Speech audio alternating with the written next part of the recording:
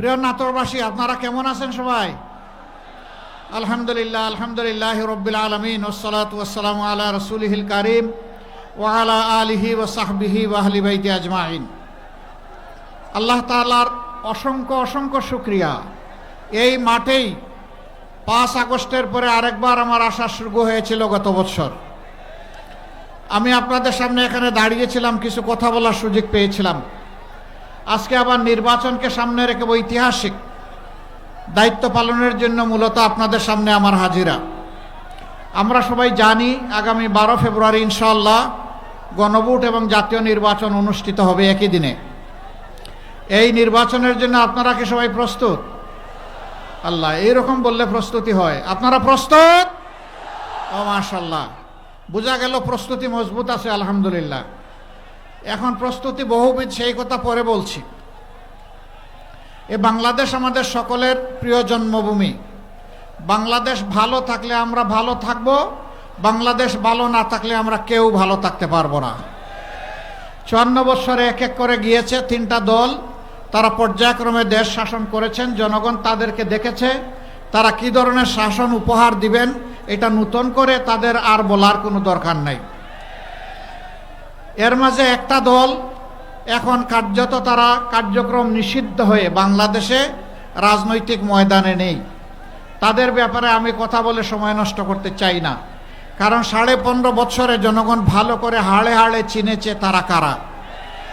সারা দেশের মানুষকে তারা জিম্মি করে এদেশের মানুষের উপরে তারা খুনের তাণ্ডব বসিয়ে এবং নিরীহ দেশপ্রেমিক মানুষকে ধরে নিয়ে আয়নাগরে ঢুকিয়ে দিয়ে হাজার হাজার লাখ লাখ মামলা দিয়ে অসংখ্য মানুষকে জেলে পুরে তারা চেয়েছিলেন সম্ভবত কিয়ামত পর্যন্ত তারা ক্ষমতায় থাকবেন।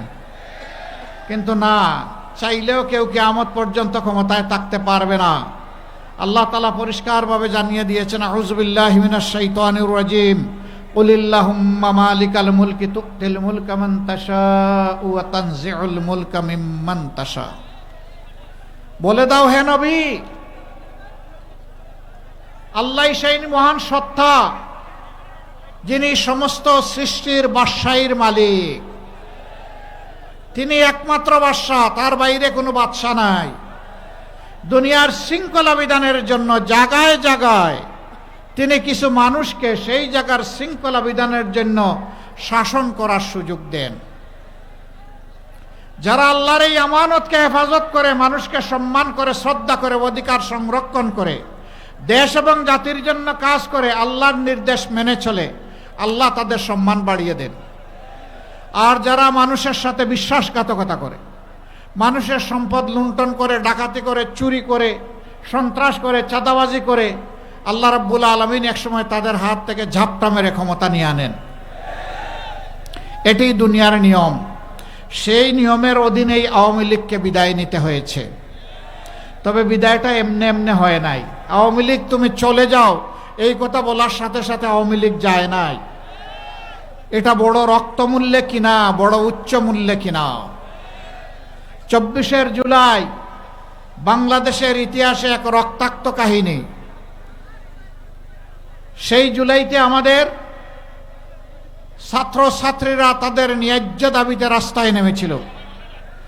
ছোট্ট দাবি, তারা বলেছিল শিক্ষা জীবন শেষে আমি যাতে আমার যোগ্যতা মোতাবেক চাকরিটা পাই, এই চাকরির পথে যে বাধা, কোটা নামের বাধা, এটা সংস্কার করুন। এর আগে 18 সালে এমন একটা আন্দোলন হয়েছিল। তখন রাগ করে তখনকার প্রধানমন্ত্রী বললেন, যাক, আর কোনো কোটাই থাকবে না। পরিপত্র জারি হলো, সেইভাবে 2-1-3টা নিয়োগ হলো বিসিএস সহ বিভিন্ন জায়গায়। এরপরে আবার কায়দা করে 24শে 1 জুলাই কোর্টের গাড়ে বন্দুক রেখে আবার নিয়ে আসা হলো সেই কোটা। যা আগে ছিল তাই। তখনই ছাত্র সমাজ ফুঁসে উঠে। তারা চিন্তা করেছিলেন 15.5 বছর পিটিয়ে, ডান্ডা দিয়ে, হাতুড়ি মারে আমি তো সব আন্দোলনই দমন করে দিয়েছি, এবারটাও দমন করে দেব। কিন্তু মাঝে মাঝে পচা শামুকেও কিন্তু পা কাটে। তারা ধারণা করে নাই এই আন্দোলন তাদের বিদায় ঘণ্টা বাজিয়ে দেবে। বিশেষ করে 15 জুলাই ঢাকা বিশ্ববিদ্যালয়ে আমাদের মেয়েদের গায়ে, ছাত্রীদের গায়ে যখন ওরা হাত দিল গুন্ডা বাহিনী, সারা বাংলাদেশ আলহামদুলিল্লাহ একসাথে জ্বলে উঠল। আন্দোলনের গতি এখান থেকেই শুরু। তারপরে উত্তরবঙ্গের বীর সন্তান, সিংহপুরুষ, বেগম রোকেয়া বিশ্ববিদ্যালয়ের কৃতি ছাত্র, মেধাবী ছাত্র আবু সাইদ রাস্তায় নেমে বলেছিল, হয় আমারে আমার অধিকার দে, না হয় একটা গুলি দে। এবং সে ডানা মেলে বলেছিল, ভাই এখানে রেখে দাও না, এখানে রাখছো। সে বলেছিল ডানা মেলে, বুকের ভিতরে তুমুল ঝড়, বুক পেতেছি গুলি কর। হ্যাঁ, গুলি হয়েছে, 1, 2, 3টা করে গুলি হয়েছে। যান আপনারা যান, আমি ঠিক করব। 1, 2, 3টা করে গুলি হয়েছে। আলহামদুলিল্লাহ, মায়ের পেট থেকে জন্ম নিয়েছিল বীর হয়ে, কাপুরুষ হয়ে জন্ম নেয় নাই, যার কারণে 3টা গুলি বুকে নিয়েছে, একটাও পিঠে নেয় নাই। এই আবু সাইদ একদিনে 6 জন, রংপুর থেকে চট্টগ্রাম, একদিনে 6 জন আমাদের বুকের সন্তান বিদায় নিল। নূতন মাত্রা পেল এই আন্দোলন। সারা বিশ্ব আবু সাইদকে বিপ্লবের আইকন হিসাবে স্যালুট জানানো শুরু করলো। উত্তরবঙ্গের জনগণ তার জন্য গর্বিত। আল্লাহ জনপথের ইজ্জত তার উসিলায় আরো বাড়িয়ে দিন। কিন্তু আবু সাইদ মুগ্ধ। শেষ পর্যন্ত শরীফ উসমান হাদি এরা তাদের জীবনটা গিয়ে আমাদের কাঁধের উপর 1400 বীর সন্তানের লাশ রেখে গেছে, থালা থালা রক্ত রেখে গেছে। তারা যাওয়ার আগে বলে গেছে, এ বাংলাদেশের জনগণ, আমাদের লাশ আর রক্ত আপনাদের সামনে আমানতে রেখে গেলাম, আমাদের লাশ এবং রক্তের অমর্যাদা করবেন না। তারা সেদিন রাস্তায় নেমে মাত্র একটা স্লোগান দিয়েছিল, এই ভাই বসার কে? আপনি বসেন তো, আপনি যে বসার কথা বলছেন আপনি বসে যান, ডিস্টার্ব করেন মাঝে মাঝে, দাঁড়িয়ে বসেন। তারা ঘাড়ের উপর লাশ আর থালাবর্তী রক্ত দিয়ে বলেছে আমাদের অমর্যাদা করবেন না। তাদের দাবি ছিল উই ওয়ান্ট জাস্টিস, আমরা সব ক্ষেত্রে ন্যায় বিচার চাই। কিন্তু বিচার আজকে টাকার বিনিময়ে বিক্রি হয়। গ্রাম আদালত থেকে শুরু করে উচ্চ আদালত, না হলে উচ্চ আদালতে ভয়াবহ ঋণ খেলাপিরা কেমনে জাতীয় সংসদ সদস্য হিসাবে দাঁড়াবার স্বপ্ন দেখে? জনগণের টাকা নিয়ে পেটের ভিতরে রেখেছে। এই মাইক আপনি থামেন, আপনাকে মাইক প্রাইজ দিতে বলছে কি? আপনি থামেন তো। কি রে ভাই, এটা একটা। আর মাইকে কোনো কথা বলবেন না, বসেন, আপনি বসে যান। জনগণ দাঁড়াবে বসবে, এটা তাদের ইচ্ছা। লেট দেম ফ্রিডম, তারা যেভাবে কমফর্ট ফিল করে সেইভাবে শুনবে। তো আলহামদুলিল্লাহ, সেই আওয়াজ, সেই স্লোগান দিয়ে তারা বাংলাদেশ থেকে আমাদের উপর লাশ আর রক্ত উপহার দিয়ে বিদায় নিয়েছে। এখন আমরা কি করব? আমরা 6 তারিখ থেকে চাঁদা শুরু করব? আমরা 6 তারিখ থেকে টেম্পু স্ট্যান্ড দখল করব? আমরা 6 তারিখ থেকে মামলা বাণিজ্য চালু করব? আমরা 6 তারিখ থেকে ব্যাংকের উপর হাত দেব? আমরা 6 তারিখ থেকে মা বোনদের গায়ে হাত দেব? এই বাংলাদেশ এখন আর আমরা চাই না।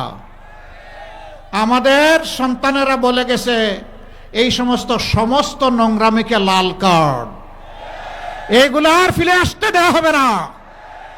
আজ বাংলার মানুষ জেগেছে, তরুণ যুব সমাজ জেগেছে, মা বোনেরা জেগেছে। তরুণরা ইতিমধ্যে তাদের রায় জাতিকে জানিয়ে দিয়েছে। ঢাকা বিশ্ববিদ্যালয় থেকে শুরু আর জগন্নাথ বিশ্ববিদ্যালয়ে গিয়ে আপাতত ঠেকেছে। 5টি পাবলিক বিশ্ববিদ্যালয়ে রায় দিয়ে এদেশের তরুণ ছাত্র সমাজ বলে দিয়েছে, লড়াই করেছি ন্যায় এবং সত্যের পক্ষে, কোনো চাঁদাবাজ এবং দুর্নীতিবাজের সঙ্গী হওয়ার জন্য নয়।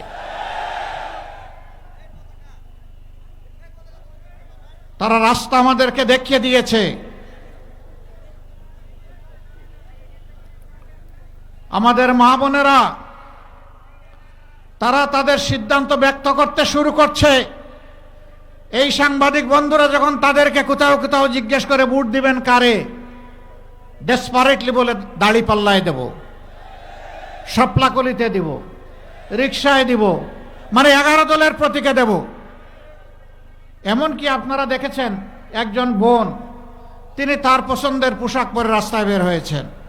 সাংবাদিক বন্ধু জিজ্ঞেস করেছে, আপনি আগামীর বাংলাদেশে সরকার হিসাবে কারে দেখতে চান? তিনি বলছেন জামাত। কেন? বলে যে জামাত আসলেই দেশটা ঠিক হবে। কয় দেশ তো ঠিক হবে, আপনি কি এই পোশাক পরতে পারবেন? কয় পরবো না। আপনাকে পোশাক বদলাতে হবে, ঠিক আছে বদলাবো। তো জামাতের কোন জিনিস আপনার ভালো লাগে? বলে যে পুরা জামাতই আমার ভালো লাগে। মা বোনদের এই অভিব্যক্তি। এরপরে জিজ্ঞেস করা হচ্ছে যে কেন? বলে যে এখন আমি রাস্তায় বের হতে ভয় পাই। আমি বিশ্বাস করি তারা যদি ক্ষমতায় আসে তাহলে আমাকে আর ভয় পেতে হবে না। হে আল্লাহ, এই যে আমাদের মায়েদের আস্থা, তুমি আমাদেরকে শক্তি দাও, আমরা যাতে এই আস্থার প্রতিদান দিতে পারি। আমরা যাতে মদিনার আদলে এমন একটি শান্তি সাম্যের সমাজ এই জাতিকে উপহার দিতে পারি, যেখানে ওই সমাজে তরুণী তম্বিরা একা রাস্তা চলতে পারত, কিন্তু বাঁকা চোখে কেউ তাদের দিকে তাকানোর সাহস করত না।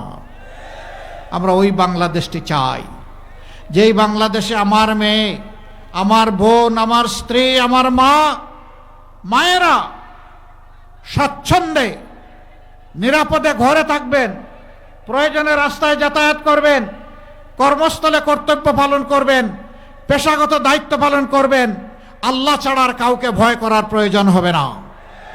আমরা সেই বাংলাদেশটি দেখতে চাই। এই বাংলাদেশটা কি মায়েদের জন্য, বোনেদের জন্য আপনারাও চান? আমরা শিশুর জন্য সেই বাংলাদেশ চাই। জন্ম নেওয়ার পরে সে যেন অপুষ্টিতে না ভুগে, সে যেন তার প্রাপ্যটা পায়, সে যেন তার স্বাস্থ্য পরিচর্যা পায়, আর একটু বয়স হলে সে যেন সুশিক্ষা পায়, তার শিক্ষা শেষ হলে সে যেন হাতে তার কাজ পেয়ে যায়। আমরা সেই বাংলাদেশটা গঠন করতে চাচ্ছি। এখানেই আমাদের কথা সাফ। আমরা আমাদের যুব সমাজকে তাদের হাতে বেকারের ভাতা তুলে দিয়ে অপমান করব না। তারা দাবি তুলে মিছিল করে কাউকে বলেনি আমাদেরকে বেকার ভাতা দিতে হবে। 24-এ তারা আন্দোলন করে বলেছিল আমাদের কাজ আমাদের হাতে তুলে দিতে হবে। আমরা কথা দিচ্ছি, আমরা সেই শিক্ষাটাই আমাদের সন্তানদেরকে দান করব। শিক্ষার পাঠ শেষ হওয়ার সাথে সাথে তাদের যোগ্যতা অনুযায়ী তাদের হাতে কাজ চলে যাবে ইনশাআল্লাহ। সেই দিন কাজ তুলে দিয়ে বলবো, যাও গড়ে দাও আমার প্রিয় বাংলাদেশ, আর গর্ব করে বলো আমি বাংলাদেশ। এরপরে বলো এ আমার বাংলাদেশ। সেই দায়িত্ব তোমাদেরকে দিতে চাই। এখনকার যুব সমাজকে এই দায়িত্ব গ্রহণ করার জন্য প্রস্তুত? প্রস্তুত? দেখি যুবকরা হাত তুলেন দেখি। 2 হাত, বাকি যায় নাই। তা আমি কেন বাকি যাব? আমার হাতও আমি তুলে দিলাম। আমিও যুব সমাজের সাথে সামিল হয়ে গেলাম। সম্মানিত ভাইরা, আমাদের যুবকদের প্রতিভা আছে, আমাদের যুবকদের সাহস আছে, আমাদের যুবকরা পরিশ্রম প্রিয়। দেশে কিংবা প্রবাসে যেখানেই থাকুক তারা জগৎকে, জীবনকে চমকে দেয়। শুধুমাত্র তাদেরকে যথাযথ পৃষ্ঠপোষকতা, সুশিক্ষা এবং প্রশিক্ষণের অভাবে আমাদের যুবকরা যেভাবে এই বাংলাদেশকে সোনার দেশ হিসাবে গড়ে দিতে পারত, সেই সুযোগ আমরা তাদেরকে দেই নাই। আমরা ওই সুযোগ নিশ্চিত করব ইনশাআল্লাহ। শিশুরা 5 বছর বয়স পর্যন্ত সম্পূর্ণ বিনামূল্যে সরকারি পৃষ্ঠপোষকতায় তারা পূর্ণ চিকিৎসা পাবে ইনশাআল্লাহ।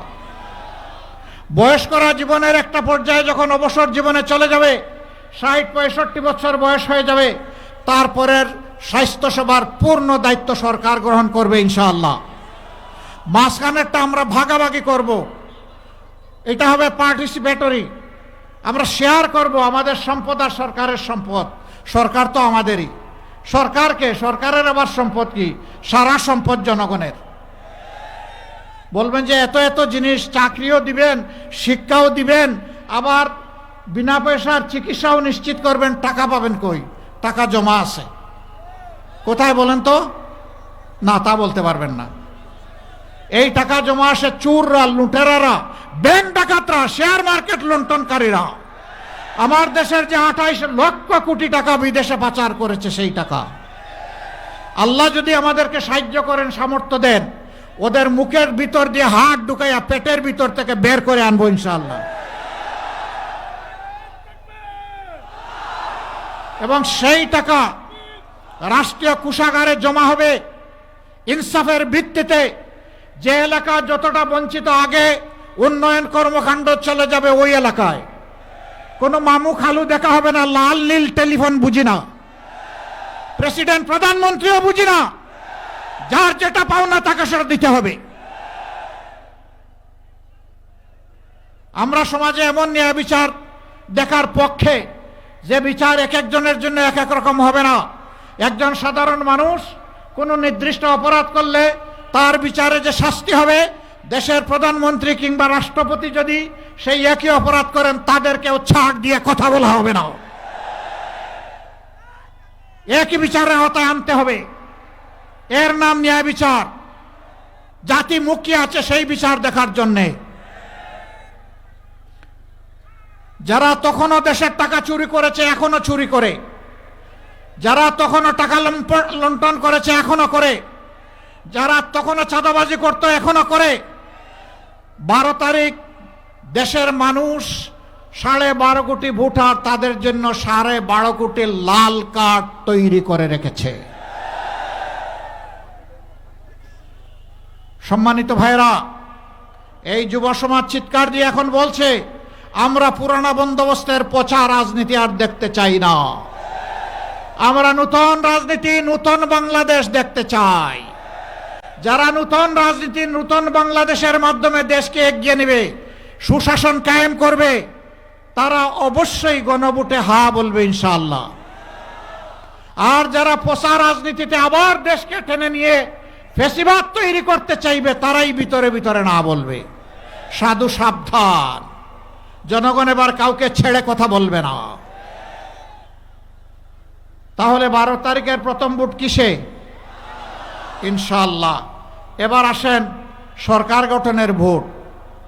আমরা ইতিমধ্যে ঘোষণা দিয়েছি ইনশাআল্লাহ 12 কোটি মানুষ এক সময় ছিল, এর আগে 7 কোটি ছিল, এখন 18 কোটি, হয়তোবা দেখা যাবে 10 বছর পরে 20 কোটি। এই 18 কোটি মানুষের জন্য 64 জেলার প্রত্যেক জেলায় সরকারি মেডিকেল কলেজ হবে ইনশাআল্লাহ। নাটোর জেলায় মেডিকেল কলেজ আছে? দরকার আছে আপনাদের? আমরা দিব ইনশাআল্লাহ। এটা আমাদের বাপের টাকায় নয়, আপনাদের ট্যাক্সের টাকায় ইনশাআল্লাহ। এ পাওনা আপনাদেরকে বুঝিয়ে দেওয়া হবে। এবং প্রত্যেকটি জেলা কেন্দ্রে, বিভাগীয় কেন্দ্রে বিশেষায়িত হাসপাতালও গড়ে তোলা হবে ইনশাআল্লাহ। হাঁচি কাশি দিলে জনগণকে ফেলে বহু নেতা নেত্রী বিদেশের দিকে দৌড় দেয়। আমরা বিদেশের দিকে আর কাউকে দৌড়াতে দেব না। এখানেই সুচিকিৎসার সমস্ত ব্যবস্থা গড়ে তোলা হবে। সম্মানিত ভাই ও বন্ধুগণ, এই বাংলাদেশটাই আমরা 12 তারিখ গড়তে চাই। এই বাংলাদেশ গড়ার জন্য আপনাদের সহযোগিতা দরকার। আপনারা সহযোগিতা করতে প্রস্তুত? তাহলে 11 দল যে প্রতীক নিয়ে এসেছে, সেই প্রতীকের যাকে যেখানে দেওয়া হয়েছে, আমরা সকলে তার সাথে একাত্মবদ্ধ হয়ে ইনশাআল্লাহ তার বিজয় ছিনিয়ে আনব। এ বিজয় কোনো দলের নয়, কোনো গোষ্ঠীর নয়, কোনো পরিবারের নয়। এ বিজয় সারা জাতির। আপনাদেরকে সাক্ষী রেখে বলছি, জোটের সবাই বলে সবচেয়ে বড় দল জামাতে ইসলামী। আমরা জামাতে ইসলামীর বিজয় চাই না, আমরা চাই বাংলাদেশের 18 কোটি মানুষের বিজয়। 18 কোটি মানুষের বিজয় হলে তার গর্বিত অংশীদার আমরা সবাই হব। আমরা আর দলীয় রাজনীতির গেড়াকলে দেশকে ঢুকাতে চাই না। এই জন্যই আমরা আজ ঐক্যবদ্ধ। আমাদের স্লোগান ঐক্যবদ্ধ বাংলাদেশ। আর কাউকে ধর্ম বর্ণের ভিত্তিতে এই জাতিকে বিভক্ত করতে দেব না। আমরা কেউ দিব না, ওদেরকে রুখে দিব যারা এই নোংরা কাজ করবে।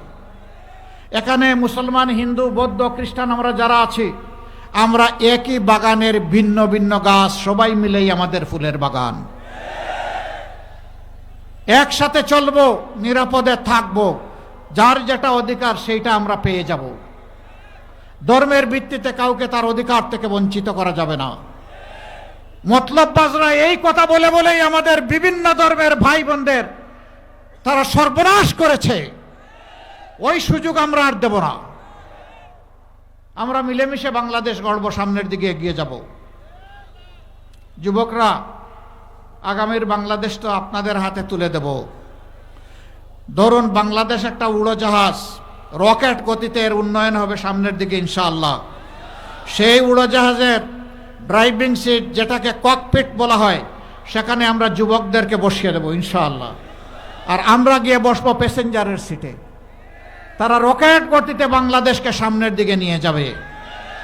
আর পিছনের ইতিহাস নিয়ে কামড়া কামড়ি করব না। কে তুলসী পাতা ধোয়া, কে দুধে ধোয়া, টান দিলে সকলের গা থেকেই দুর্গন্ধ বের হবে। দুর্গন্ধ তারাই পছন্দ করে ওই ময়লার মাঝে যে প্রাণীর জন্ম হয়। মানব জাতি আশরাফুল মখলুকাত, ওই ময়লা নিয়ে আর ঘাটাঘাটি করবে না। সরকারি যারা কর্মচারী কর্মকর্তা আছেন, তারাও এই দেশের মানুষ, তারা আমাদের ভাই, আমরা তাদের ভাই।